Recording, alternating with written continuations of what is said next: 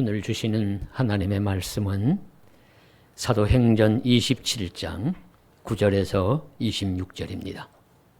여러 날이 끌려 금식하는 절기가 이미 지났으므로 항해하기가 위태한지라 바울이 그들을 권하여 말하되 여러분이여 내가 보니 이번 항해가 하물과 배만 아니라 우리 생명에도 타격과 많은 손해를 끼치리라 하되 백부장이 선장과 선주의 말을 바울의 말보다 더 믿더라. 그 항구가 겨울을 지내기에 불편하므로 거기서 떠나 아무쪼록 베닉스에 가서 겨울을 지내자 하는 자가 더 많으니 베닉스는 그레데 항구라 한쪽은 서남을 한쪽은 서북을 향하였더라. 남풍이 순하게 불매 그들이 뜻을 이룬 줄 알고 닻을 감아 그레데 해변을 끼고 항해하더니 얼마 안 되어 섬 가운데로부터 유라굴로라는 광풍이 크게 일어나니 배가 밀려 바람을 맞추어 갈 수 없어 가는 대로 두고 쫓겨가다가 가우다라는 작은 섬 아래로 지나 간신히 거루를 잡아 끌어올리고 줄을 가지고 선체를 둘러감고 스르디스에 걸릴까 두려워하여 연장을 내리고 그냥 쫓겨가더니 우리가 풍랑으로 심히 애쓰다가 이튿날 사공들이 짐을 바다에 풀어버리고 사흘째 되는 날에 배의 기구를 그들의 손으로 내버리니라. 여러 날 동안 해도 별도 보이지 아니하고 큰 풍랑이 그대로 있음에 구원의 여망마저 없어졌더라. 여러 사람이 오래 먹지 못하였음에 바울이 가운데 서서 말하되 여러분이여 내 말을 듣고 그레데에서 떠나지 아니하여 이 타격과 손상을 면하였더라면 좋을 뻔하였느니라. 내가 너희를 권하노니 이제는 안심하라. 너희 중 아무도 생명에는 아무런 손상이 없겠고 오직 베푼이리라. 내가 속한 바 곧 내가 섬기는 하나님의 사자가 어젯밤에 내 곁에 서서 말하되 바울아 두려워하지 말라. 내가 가이사 앞에 서야 하겠고 또 하나님께서 너와 함께 항해하는 자를 다 내게 주셨다 하였으니 그러므로 여러분이여 안심하라. 나는 내게 말씀하신 그대로 되리라고 하나님을 믿노라. 그런즉 우리가 반드시 한 섬에 걸리리라 하더라. 아멘. 인생을 바다를 항해하는 배에 종종 비유하곤 합니다. 그렇다면 우리가 탄 배는 어떠합니까? 나 한 사람을 태운 내 인생이란 배는 이력편주와 같이 작은 것인데 저 푸르고 망망한 세상의 바다를 얼마나 잘 헤쳐나갈 수 있을까요? 우리가 타고 있는 가정이라는 배는 어떠합니까? 안전하고 평안한지요? 아마 이 배의 크기는 비유하면 제자들이 갈릴리 바다를 타고 다녔던 작은 그런 목선 정도 그렇게 보여집니다. 그러면 교회라는 배는 어떠할까요? 교회라는 배는 안전하게 영원히 항해를 하겠습니까? 또 한 국가라는 배는 제법 클 것이지만 그래도 무한한 역사라는 바다 위에서 한 줌의 작은 여객선에 불과하지 않겠습니까? 이 지구라는 배도 우주라는 바다 위를 항해하고 있다면 이 배 역시 언제까지 안전하고 평안하다고 누가 장담하겠습니까? 인생을 항해라고 한다면 우리는 모두 여러 종류의 배를 타고 항해하는 승객과 같습니다. 그러면 우리가 타고 가는 배에 그 배가 놓여있는 바다는 어떠한지요? 실바람이 불면서 금빛 우리 파도의 그런 아름다운 풍광을 선사하면서 지나가는 섬들을 즐기면서 살아가도록 하는 그런 아름답고 평온한 바다입니까? 아니면은 물살 세게 치고 파도가 심하게 일어나고 광풍이 불어서 이리저리 흔들리면서 시달리게 하거나 배를 전복시켜서 우리를 죽음에 빠뜨릴 만큼 위경에 헤매게 하는 그런 고통스러운 바다입니까? 배를 탄 나의 행복과 즐거움은 나의 인품과 선한 행위, 내적 요소에 달려있는 것만은 아닙니다. 오히려 외부적인 요인, 즉 바다가 어떠하냐에 더 긴밀하게 매여 있습니다.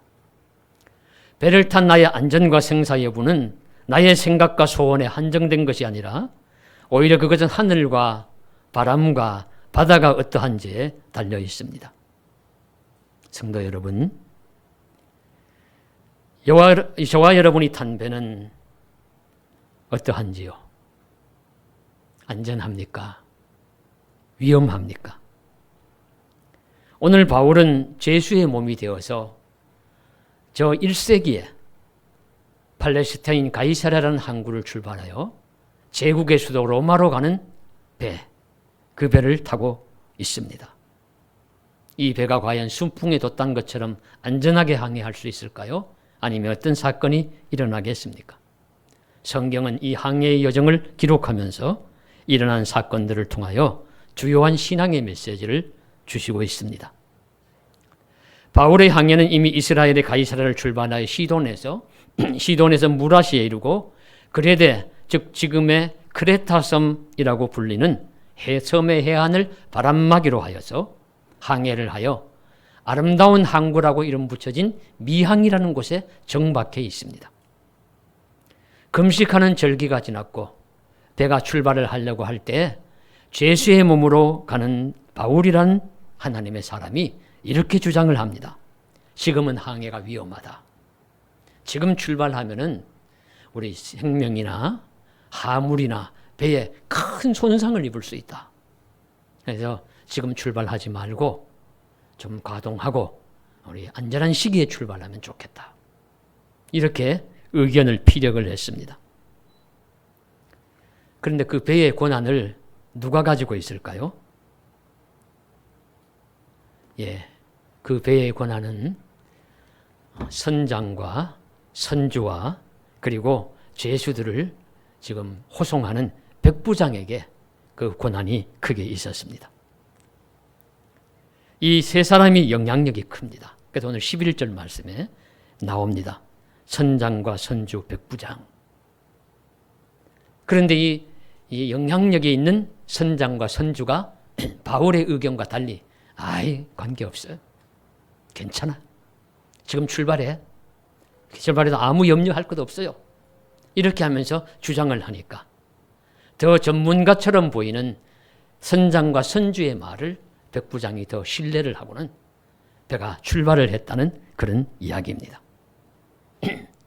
여기서 한 가지 우리가 확인하기를 원하는 것은 기후 예측의 문제이고 또한 이것이냐 저것이냐에서 누구의 말을 더 신뢰할 것인가 하는 문제입니다.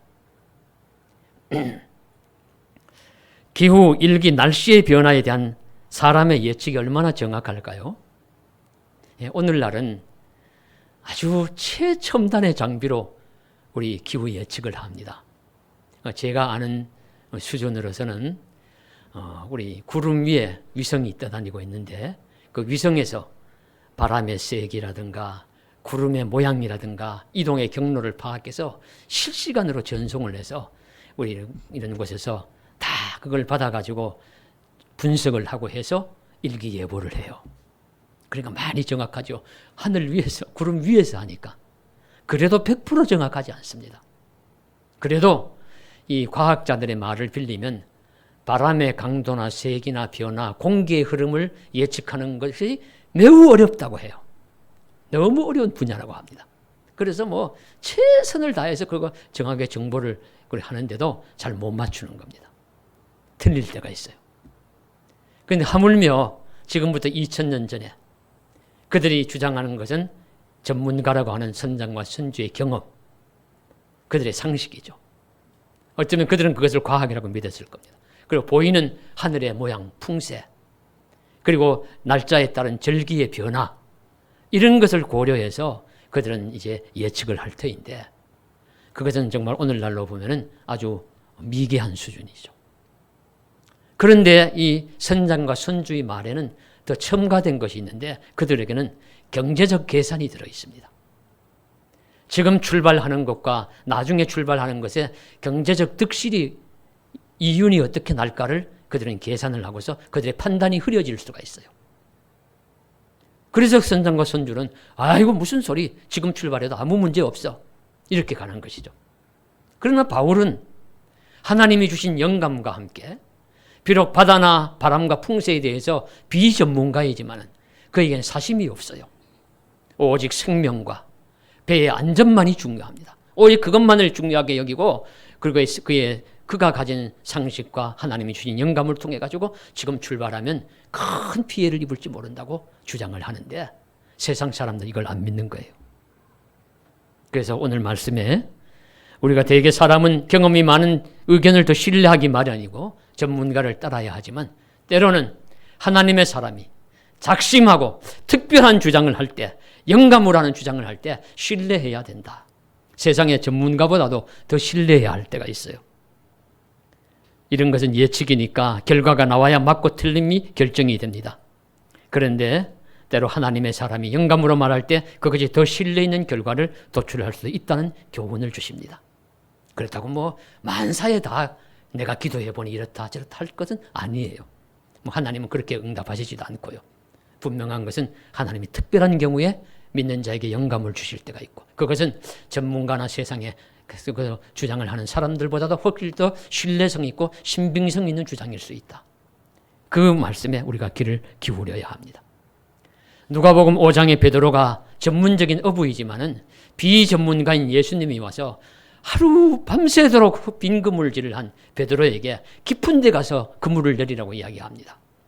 이때 베드로가 여보, 당신은 이 갈릴리 바다에 대해서 뭘 알아?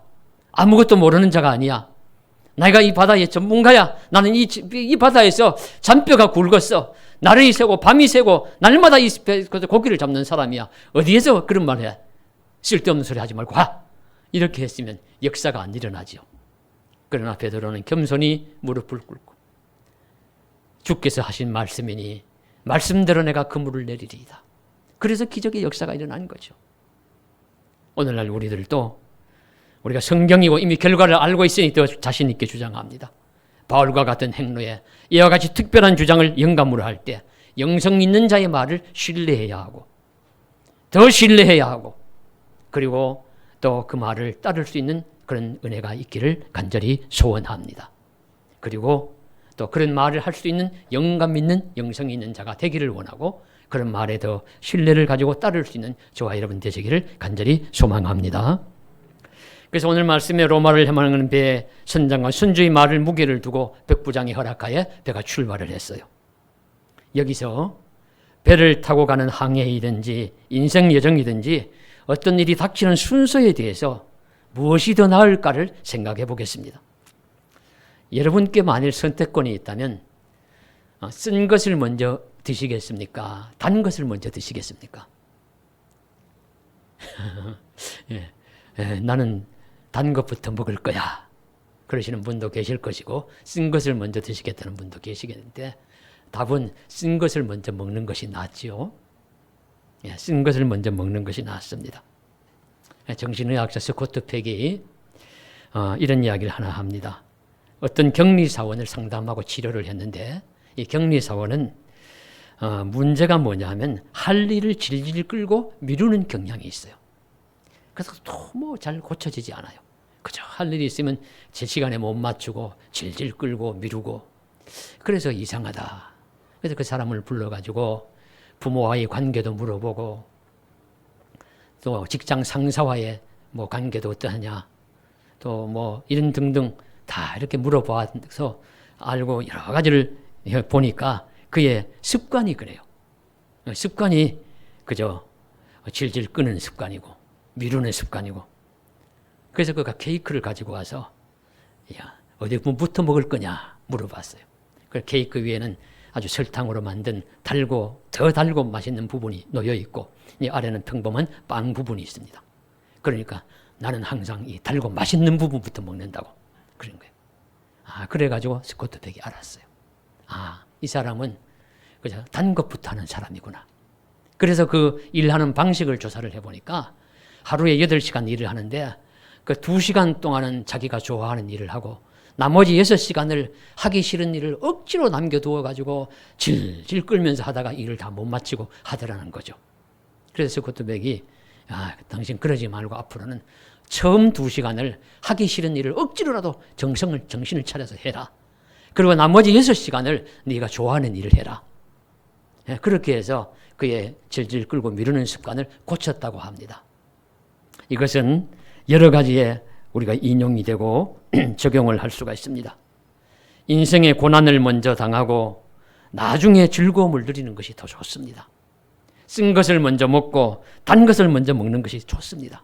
그래서 찬송 487장에 어두움 후에 빛이 오며 바람 분 후에 잔잔하고 소나기 후에 햇빛 나며 수고한 후에 쉼이 있네. 연약함 후에 강건하고 애통한 후에 위로받고 눈물 난 후에 우리 위로받고 그리고 씨 뿌린 후에 추수하네. 그래 앞에 먼저 고생하는 거예요. 그게 좋아요.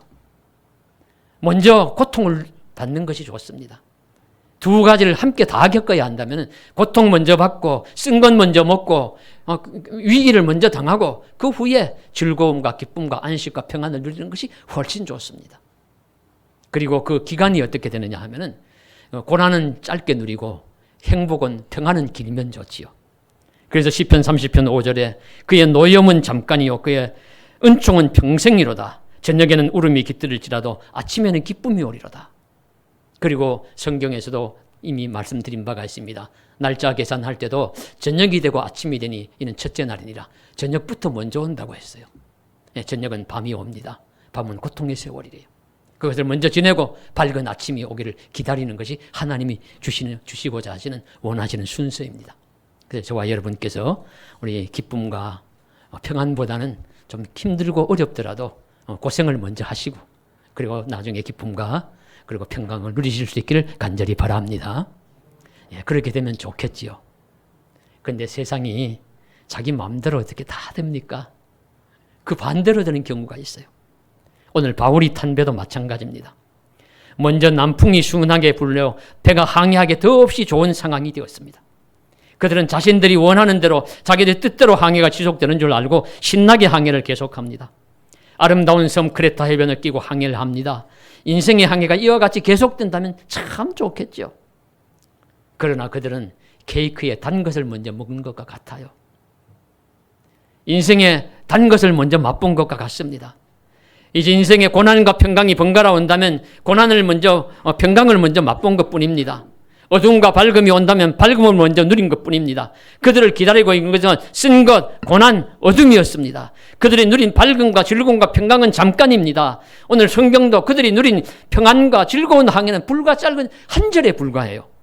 오늘 13절 말씀 보시면 남풍이 순하게 불며 그들이 뜻을 이룬 줄 알고 닻을 감아 그레데 해변을 끼고 항해하더니 이 한 절 우리 순한 모습, 평온한 모습 표현하고 나머지 긴 우리 여러 절을 고통받는 장면이 기록이 되어 있습니다. 14절 얼마 안 돼요. 즐거움의 시간이 얼마 안 됐다는 거예요. 그들이 누린 평안과 즐거움은 잠깐입니다. 곧 큰 광풍이 불기 시작했습니다. 강한 바람이 불어오고 큰 파도가 치니 배는 속수무책으로 쫓겨가길 시작합니다. 이 광풍은 무려 14일 이상 지속이 됩니다. 인생이 이와 같은 경우가 많죠. 독일의 괴테는 세상 사람들이 부러워할 만한 사람이었습니다. 독일에 재상을 했고요. 그러니 돈도 많았고 높은 자리에 있었고 그리고 또 세계적인 대문호로서 인기와 영광도 누렸습니다. 그런 괴테가 하는 말이 내 인생의 평온한 날은 행복한 날은 세어보니까 몇 날밖에 안 되더라. 그렇게 이야기했대요. 인생이 그런 수가 있습니다. 저와 여러분은 어떠하신지요? 무엇을 먼저 누리시겠습니까? 어떤 것을 소원하시겠습니까? 물론 눈물보다는 고통보다는 평안과 기쁨, 감사한 즐거움을 먼저 누리시길 바랍니다.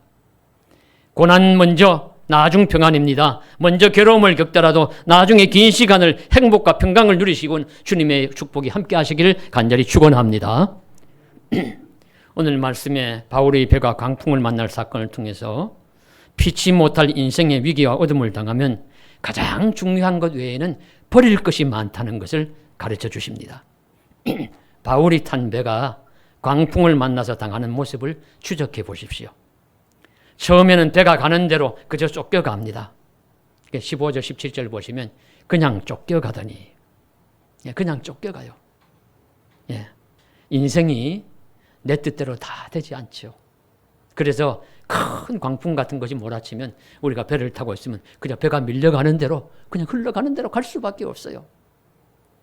인생이 내 뜻대로 된다, 내 마음대로 된다 자랑하고 자신할 것도 없습니다. 큰 광풍 안 만났기 때문이에요. 만나면 별 수 없어요. 그래서 만일에 그렇지 않고 내 뜻대로 잘 되었다고 생각하시는 분들은 교만치 마시고 감사하시기 바랍니다. 그러나 만일 우리가 고난을 만나고 이렇게 우리 쫓겨가는 상황이 있으면 우리 쫓겨가는 상황 속에서 우리가 또 은혜를 구해야 합니다. 오늘 말씀에도 보시면 자, 이제 심히 애쓰죠. 광풍을 만났으니까 일이 아마 생각을 해보세요. 막 배가 지금 큰 광풍이니까 그 당시에 배가 276명을 탄 배인데 제법 큰 배였으리라고 보여져요. 우리 뭐 교회만 하더라도 그 배가 바다에서는 한 점과 같은 것이죠. 폭풍이 몰아치면 이리저리 그냥 물은 쳐들어오고 그리고 그냥 배는 막 굴르고 무엇인가를 막 붙들어 잡고 쓰러지지 않으려고 하고 이렇게 이제 심히 애를 씁니다. 18절 보시면 우리가 풍랑으로 심히 애쓰다가 그 다음에 하는 것이 뭔가 하면 기구를 버리는 거예요. 하물과 짐을 버리기를 시작했다. 평소에 좋아하던 것, 중요하다고 생각하던 것, 심히 내게 소중하다고 생각하고 없으면 안 될 것이라고 울고불고 하던 것, 그런 것들 위기의 시간, 결정적인 시간이 되면 다 버릴 때가 있습니다. 가장 중요한 생명 외에는 다 버릴 때가 있어요. 우리에게 가르쳐 주시는 것이죠. 그러니 평온의 삶을 살아갈 때 무엇을 소중히 여기며 살아갈 것인가 생각하면서 살라는 것입니다. 그렇게 중요하지 않은 것 가지고 위기가 오고 풍랑이 치면 다 버릴 것 가지고 너무 애걸복걸하지 말고 너무 매달리지 말고 그거 없으면 생사가 결정될 정도로 죽겠다고 아우성치지 말고 그런 것은 좀 초연하고 가장 중요한 것 생명 붙들고 하나님 주신 귀한 것 붙들고 살아가는 그런 사람이 되라고 가르쳐 주시고 있습니다. 우리에게 소중한 것이 무엇이겠습니까? 정말 우리에게 소중한 것 우리가 하나님 앞에서 귀중하게 잘 지키고 살아갈 수 있기를 원하고 우리 시편 말씀에 보시면 내가 산 자의 땅에 있으며 하는 그런 구절이 나와요. 몇 번 나옵니다. 그 말씀은 전쟁터를 많이 다니는 그런 다윗이 살아있음에 대해서 감사하는 말씀입니다. 풍랑치는 바다에서 살아있음이 감사하고 전쟁 같은 전쟁터에서 살아있음이 감사해요. 산 자의 땅에 있으며 그와 같이 가장 중요한 생명, 가장 중요한 하나님이 주신 가치 그거 붙들고 그것 평소에 주신다면 감사하게 여기며 살아가시는 저와 여러분 되시기를 간절히 소망합니다. 자, 이제 배 안의 사람들이 고난과 고통이 계속되니까 실망했어요. 절망했습니다. 해도 별도 보이지 않고 여전히 흔들리는 배 안에서 고통받으며 살아갑니다. 구원의 여망마저 사라져버렸습니다. 절망의 시간이 찾아왔습니다. 이제는 더 이상 못 견디겠다. 이제는 더 이상 우리에게 희망이 없다. 이제는 끝이다. 자, 이럴 때 우리가 기억해야 할 것은 역사 우리 학자인 기독교 역사의 학자인 찰스 비어드가 밤이 깊으면 아침이 밝아오더라 그랬어요. 자연과 역사의 교훈을 살펴보니까 밤이 깊으면 아침이 밝아오더라. 어둠이 깊으면 새벽이 밝아오더라. 그 진리 아닙니까? 그 용기를 잃지 말라는 말씀입니다. 희망, 소망을 놓지 말라는 말씀입니다. 오늘 바울이 탄 배에도 보름이 넘도록 시달리고 해와 달과 별도 보이지 아니하고 캄캄한 하늘에 풍랑만 가득치고 모든 것을 먹지 못하고 자지 못하고 시달린 지 오래되어서 다 절망하고 있을 때 바울이 하나님의 사람 바울이 담대하게 일어서서 구원의 소망을 말씀하기 시작했습니다. 이것이 하나님의 사람의 특징입니다. 세상에 살지만 세상에 속하지 않는 하나님의 사람의 모습입니다. 폭풍 속에서 있지만 폭풍에 갇히지 않는 사람의 모습입니다. 바울은 그들 가운데 담대하게 섰습니다. 오늘 21절 말씀 보시면 바울이 가운데 서서 말하되 풍랑치는 배 안에 가운데 섰어요. 그도 똑같이 당했어요. 똑같이 구르고 똑같이 토하고 똑같이 먹지 못하고 자지 못하고 괴로움을 당했습니다. 그럼에도 불구하고 바울은 그들 가운데 섰습니다. 담대하게 말씀합니다. 첫째는 내가 말한 것처럼 글에 대해서 떠나지 않았으면 좋을 뻔했다. 분명하게 지적합니다. 그랬더라면 이 타격과 손상을 면했을 것이라고 알려줍니다. 영성이 있는 사람의 소리는 들을 것은 들어야 한다는 말씀이고 가르침입니다. 하나님의 사람 말을 무시하지 말라 가르쳐 주시고 있고요. 그러나 둘째는 안심하라. 이제는 아무도 생명에는 손상을 입지 않을 것이다. 배는 파손될지 모르나 생명은, 가장 소중한 생명은 아무도 손상을 입지 않을 것이라고 위로하고 격려합니다. 이렇게 말하는 근거는 무엇이냐? 내 곁에 서서 계시는 하나님이 어젯밤 내 곁에 서서 말씀하셨다. 하나님이 가르쳐 주셨다는 거예요. 바울아, 두려워하지 말라. 그 배에 탄 사람을 다 내게 주었다. 하나님이, 바울이 비록 죄수의 몸으로 로마로 호송되어 가는 중에 있다 할지라도 너를 살려서 가이사 앞에 서게 하기 위해서는 다른 모든 사람까지도 다 살려주겠다. 하나님이 그렇게 약속하셨다는 것이죠. 말씀하셨다는 것이죠. 그래서 절망하는 자, 죽음 앞에 절망하는 자에게 용기와 희망을 줍니다. 그러면 이 배 안에서 가장 영향력 있는 자가 누구인지가 나타났어요. 예, 선장도 아니고 선주도 아니고 배 안에 어떤 유력한 사람이 타고 있었는지 모르지만 그들도 아니라 백부장도 아니라 바로 바울이었습니다. 하나님의 사람 바울이 가장 영향력 있는 실세였습니다. 비록 재판을 받기 위한 죄수의 몸으로 끌려가는 신세였지만 진짜 배 안에서의 실세는 바울이었습니다. 하나님은 바울을 살리기 위해서라도 배 안에 모든 사람을 다 살려주셔야 했습니다. 그래서 우리는 바울과 같은 사람이 되는 것이 중요합니다. 하나님의 영감의 사람이 되는 것, 어떤 경우라도 하나님이 살리시는 사람이 되는 것입니다. 이런 사람에게 하나님은 제때의 은혜를 주십니다. 제때의 은혜를 주세요. 적재적소에, 적시에 하나님께서 나타나셔서 은혜를 주십니다. 히브리서 4장 16절에 그러므로 우리는 긍휼하심을 받고 때를 따라 돕는 은혜를 얻기 위하여 은혜의 보좌 앞에 담대히 나아갈 것이니라. 하나님의 은혜의 보좌 앞에 날마다 바울은 담대히 나가고 있는 중이었어요. 언제 어디서 살아가든지 예배를 드리고 주님께 기도하며 살아가는 삶을 살아갑니다. 자, 그런데 폭풍이 풍랑이 쳐요. 보름이 가까워도록 그냥 개선될 여지가 보이지 않습니다. 그럴 때도 바울은 기다렸을 거예요. 때를 따라 주시는 은혜가 언제 나타날 것인가? 언제 하나님이 보이실까? 하나님이 곧 보이시지 않을까?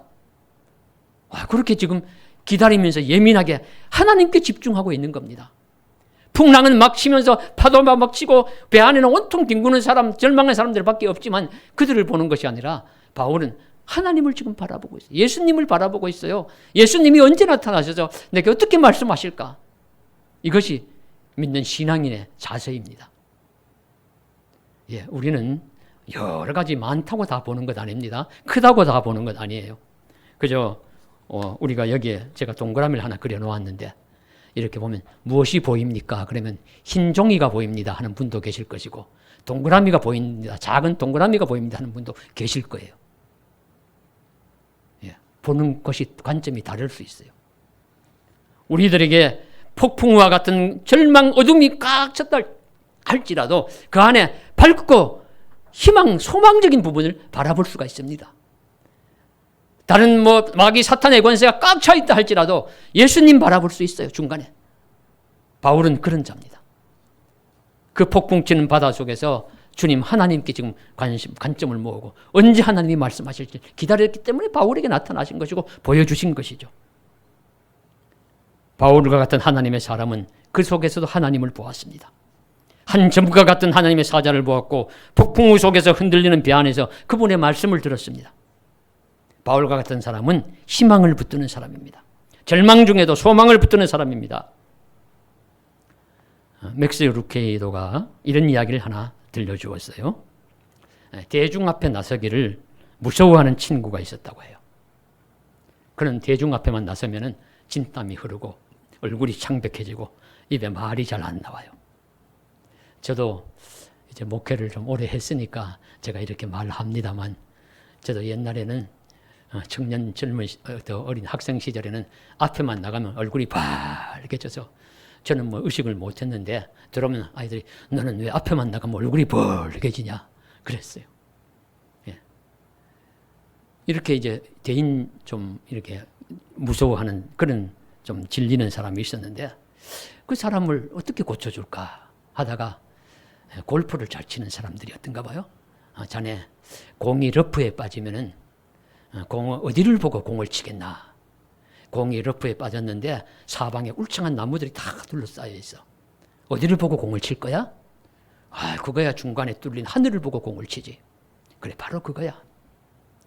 사람들을 바라보면 질리고 사람들을 바라보면 진땀이 나고 하면 그땐 자네는 열린 공간을 바라보게, 공간을 바라보고 담대하게 이야기하고 자신 있게 살아가게 라고 가르쳐 주어서 그것을 고쳐 주었다는 이야기를 합니다.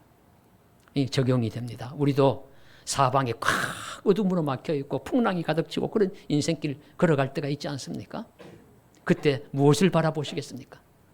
하나님의 말씀을 바라보고 그 가운데 있는 예수님을 바라보고 주님의 사자가 나타나서 오늘 베안의 바울처럼 곁에 서서 말씀하실 때까지 주의 적시에 때를 따라주시는 은혜를 얻기 위하여 하나님의 처소에 담대하게 나아가면서 기다릴 것입니다. 그러면 하나님이 적재적소에서 적시에 하나님은 나타나셔서 말씀해 주시고 가르쳐 주실 줄로 믿습니다. 그래서 매우 구체적이에요. 한 사람도 사람의 생명을 상하지 않을 거다. 지금 막 몰아치는 배 안에서 지금 얘기하는 거예요. 다른 사람들은 보고 너 미쳤냐 그랬을지도 몰라요. 그때는. 그래서 아무도 안 죽어. 걱정하지 마. 마지막 말씀해 보시면 이 배는 반드시 한 섬에 걸리리라. 이 말씀은 제가 읽기에는 하나님의 계시라기보다는 바울의 소원이고 기도였습니다. 하나님이 살려주시겠다 말씀하셨으니까 한 사람은 그러면 배가 반드시 섬에 걸려서 살겠지.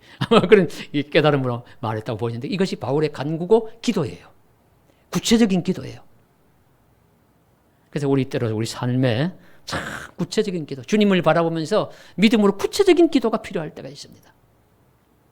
요즘 새벽에 창세기를 하는데 또 창세기의 말씀을 새삼 읽다가 이 구체적인 기도에 대해서 탄복을 하는 구절이 나왔어요. 전에도 깨달았지만은 무엇이냐면 유명한 사람도 아닙니다. 성경에서 유명한 그런 분도 아닌데 아브라함의 종, 엘리에셀이라는 종, 나이 많은 종, 아브라함의 명을 받아가지고 이삭의 신부감을 찾기 위해서 저 하란 바단 아람, 그러니까 나홀의 성에 가서 신부감을 찾기 위해서 갔던 그 사람입니다. 그 사람이 먼 길을 걸어가지고 이 나홀의 성 앞에 당도해서 성문 앞에 있는 우물에 기다리죠. 기다리면서 이렇게 기도합니다. 하나님, 내 주인 아브라함을 참 은혜를 베푸시려거든. 이 물을 뜨러 나오는 처녀들이 있을 터인데 그 처녀들에게 제가 물을 좀 달라고 하면 그 처녀 중에서 내게 물을 주고 물을 대접할 뿐만 아니라 옆에 있는 이 낙타, 이 짐승에게까지 물을 먹이는 그런 마음이 넉넉하고 그 손님 대접을 잘하는 그런 사람을 만나게 해주십시오. 그렇게 해주시면은 그 사람이 바로 하나님이 나의 주인의 아들을 위해서 예비해 두신 그 사람인 줄 알겠습니다.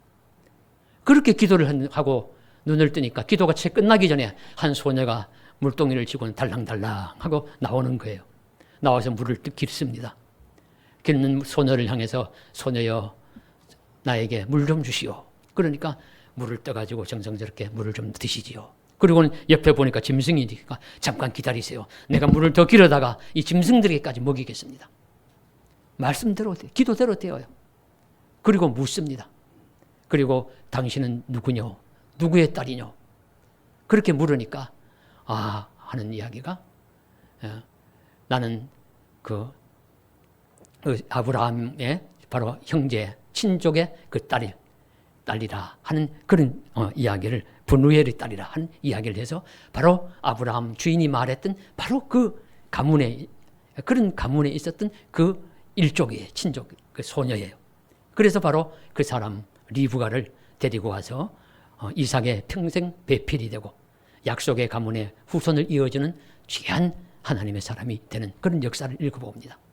아주 구체적인 기도를 해서 읽으면서 탄복을 했어요. 어떻게 종이 이렇게 충성스러울 수 있을까? 주인을 위해서.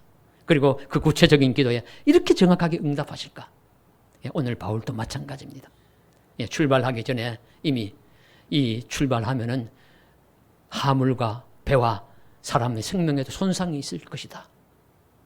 그렇게 이야기하죠. 하물과 배, 큰 손상을 입고 하물을 다 버리고 배는 나중에 파손이 됩니다. 그리고 하나님의 은혜를 베푸셔서 사람의 생명은 또 다 살려주어요. 한 사람도 생명 상하지 않으라 276명 다 삽니다. 배가 큰 섬에 걸리라. 섬 가까이 와서 배가 다 파손해 갈 때 다 나무 조각을 갖고 가서 큰 배 섬에 올라가서 276명이 다 생명 구원을 얻습니다. 기도한 대로 하나님 말씀하신 대로 다 이루어집니다. 그러므로 오늘날 우리들도 이 하나님의 말씀대로 하나님을 깊이 체험하면서 영생의 하나님, 생명을 주신 하나님께 감사하면서 광풍에 흔들리는 배안 같은 그런 어두운 세상, 흔들리는 세상 속에 살아갈지라도 용기와 소망을 가지고 믿음을 지키며 살아갈 때 우리 인생이라는 배에 평강을 주시며 구원과 생명의 역사를 허락해 주실 줄로 믿습니다. 그 은혜가 함께 하시길 주님의 이름으로 간절히 축복합니다. 기도드리겠습니다. 사랑하는 하나님 아버지, 감사합니다. 찬송 드립니다. 바울이 탄 배가 깊이 깊은 우리 광풍에, 센 광풍에 흔들렸을지라도 그 속에서 바울을 통해서 바울 때문에 살려주셨습니다. 하나님께서 그들을 다 은혜로 살려주셨습니다. 광풍 속에도 살아계신 하나님을 바울은 체험했습니다. 그의 기도대로 말대로 주님 가르쳐 주신 대로 다 되었습니다. 참으로 감사합니다. 주님 앞에 감사하고 찬송하는 우리 삶이 되게 하여 주시옵소서. 주 예수님 이름 받들어 간절히 기도드리옵나이다. 아멘.